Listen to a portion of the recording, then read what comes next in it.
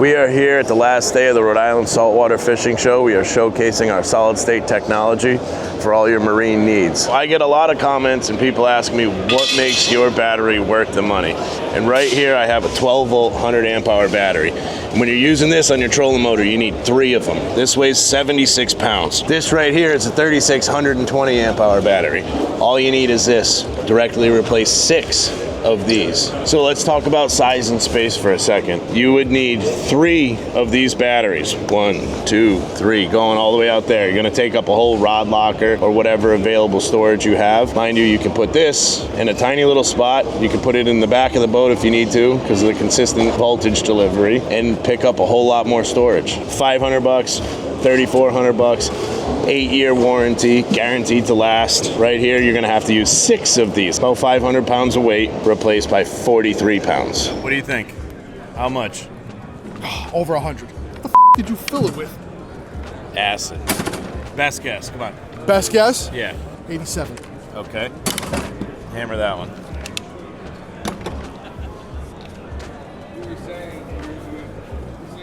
Seven. 1476. Oh, okay. 12 volts, 100 amp hours, 65 of which is usable. 12 volts, 90 amp hours, 100% usable. This is a 510 Gordian, pretty much an indestructible rod, and I'm gonna pretty much deadlift this thing off the ground.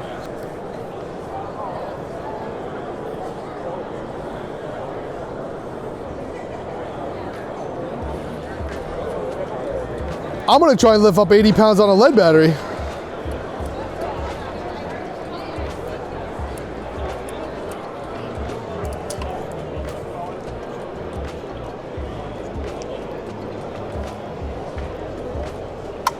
I'm gonna break the line, or I'm gonna break my leg.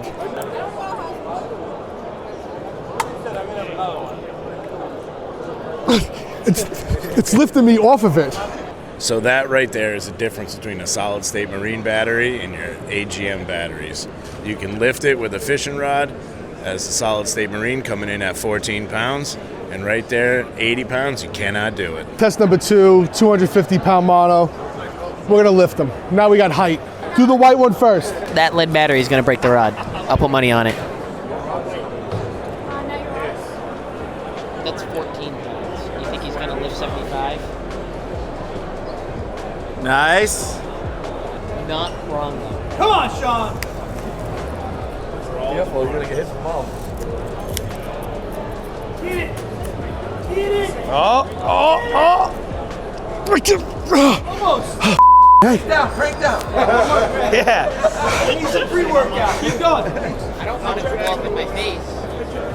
I'll block your fist. This is a way. Probably won't be able Here to. comes the muscles. Oh, we got this guy. We want to see the rod bend. I'm going to try my best. We got this guy chirping. Oh! Beast. I weigh 150. Hold on. I need the height. Move it over. The gunnel's too high on me.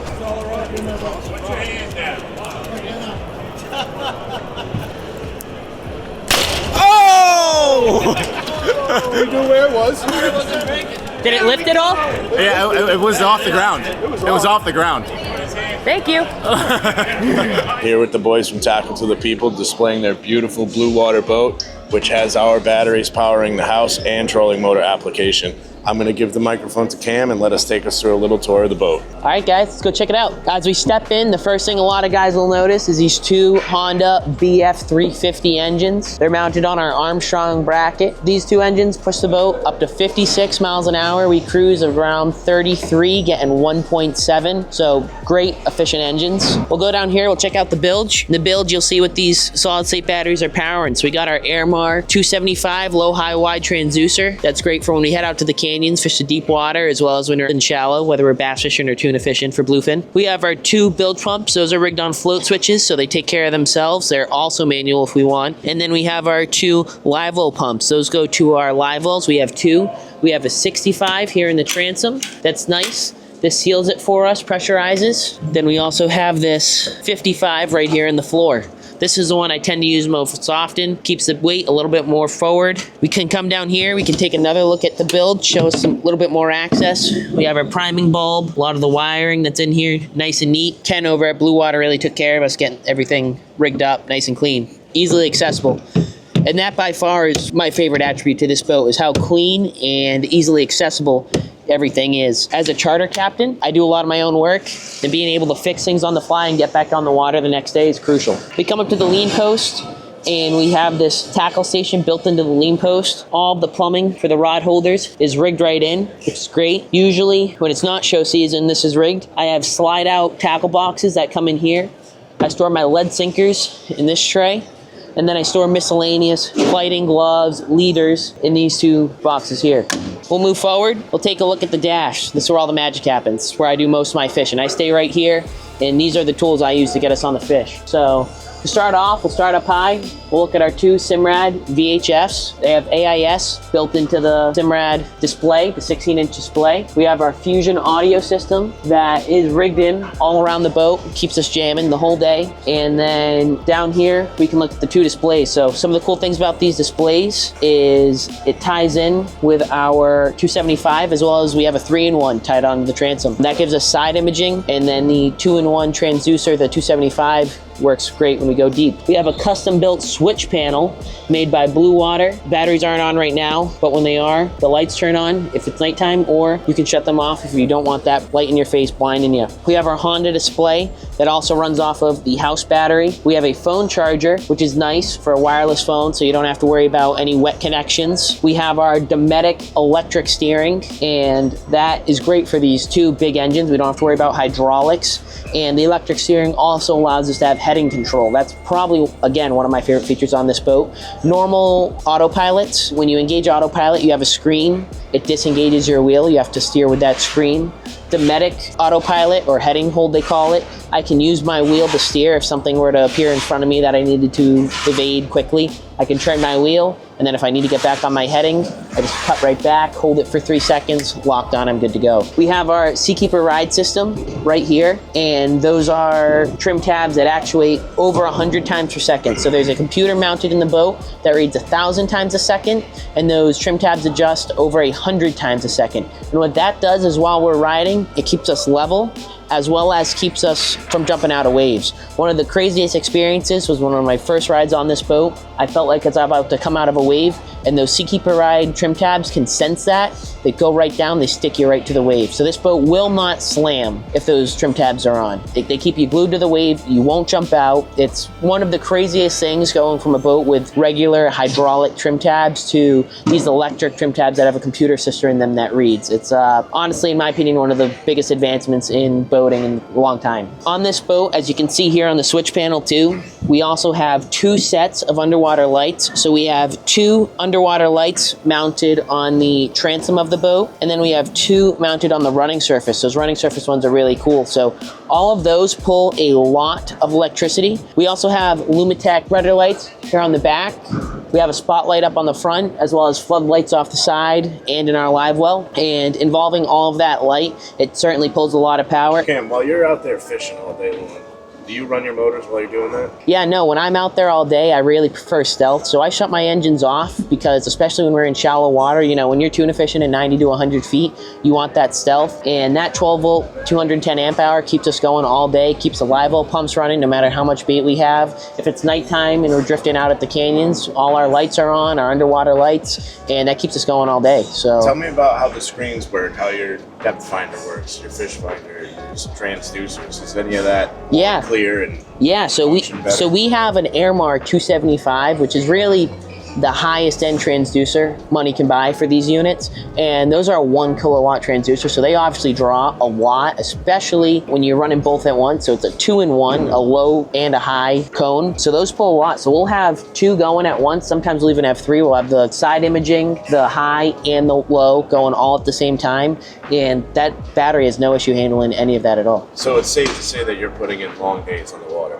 I mean, we'll fish 10, 12, 16-hour days. We'll drift overnight at the canyons without starting the engines. No issue at all. Fantastic. On a regular lead acid, if you just ran your live wells and your fish finder, not even including all of the lighting or other knick-knack electronics we have on here, I would say you'd be looking at maybe 3 hours if you were lucky. So it was definitely nice to be able to shave all that weight and then have the reliability and the ability to monitor my battery throughout the night and see what I am at, just for, you know, peace of mind. So coming up here in front of our console, we have our battery compartment. Right here is our house battery. This is a solid state 12 volt 210 amp hour, and this is what runs everything electronically on our boat. So this is what runs our lighting, our simrads, our radar, which, you know, is obviously a huge draw, and that little battery right there is enough to keep that all going overnight. If you want to come out on the boat and sleep, shut the engines off so you don't have to burn extra gas, that battery right there is the one that I use. So that lone battery right there is keeping you a professional fisherman on the water all day with no problems. That's all we need. That one battery, 12, 16-hour days,